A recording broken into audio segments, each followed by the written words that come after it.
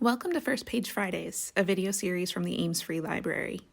Join us each week as AFL staff share the first pages of books from a wide variety of genres. We'll read everything from new releases to titles from the library's most popular authors and even some of our personal favorites. The Man Who Died Twice by Richard Osman. Part 1. Your friends are sure to visit. The following Thursday, I was talking to a woman in Ruskin Court, and she said she's on a diet, says Joyce, finishing her glass of wine. She's 82. Walkers make you look fat, said Ron. It's the thin legs. Why diet at 82, said Joyce. What's a sausage roll going to do, kill you? Well, join the queue. The Thursday Murder Club has concluded its latest meeting. This week they have been looking at a cold case of a Hastings newsagent who murdered an intruder with a crossbow. He'd been arrested, but then the media had got involved, and the consensus was that the man should be allowed to protect his own shop with a crossbow, for goodness sakes, and he walked free, head held high. A month or so later, the police had discovered that the intruder was dating the newsagent's teenage daughter, and the newsagent had a long record of assault. But at that point, everyone had moved on. It was 1975, after all. No CCTV, and no one wanting to make a fuss. Do you think a dog might be good company? Asked Joyce. I thought I might either get a dog or join Instagram. I would advise against it, said Ibrahim. Oh, you advise against everything, says Ron. Broadly, yes, agrees Ibrahim. Not a big dog, of course, says Joyce. I haven't got the Hoover for a big dog. Joyce, Ron, Ibrahim, and Elizabeth are enjoying lunch at the restaurant that sits at the heart of the Cooper's Chase community.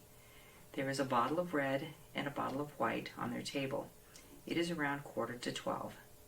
Don't get a small dog, though, Joyce, says Ron. Small dogs are like small men. Always got a point to prove. Yapping it up, barking at cars. Joyce nods. Perhaps a medium dog, then. Elizabeth? Good idea, replies Elizabeth, although she's not really listening. How could she be, after the letter she's just received? She's picking up the main points, of course. Elizabeth always stays alert, because you never know what might fall into your lap. She has heard all sorts over the years. A snippet of conversation in a Berlin bar, a loose-lipped Russian sailor on shore leave in Tripoli. In this instance, on a Thursday lunchtime in a sleepy Kent retirement village. It seems that Joyce wants a dog. There is a discussion about sizes, and Ibrahim has doubts, but her mind is elsewhere. The letter was slipped under Elizabeth's door by unseen hand. Dear Elizabeth, I wonder if you remember me. Perhaps you don't, but without blowing my own trumpet, I imagine you might. Life has worked its magic once more, and I discover upon moving in this week that we are now neighbors. What company I keep. You must be thinking that they let in any old riffraff these days. I know it has been some time since you last saw me, but I think it would be wonderful to renew our acquaintance after all these years. Would you like to join me at 14 Ruskin Court for a drink? A little housewarming? If so, how would 3 p.m. tomorrow suit? No need to reply. I shall await with a bottle of wine regardless. It would be really lovely to see you. So much to catch up on. An awful lot of water under the bridge.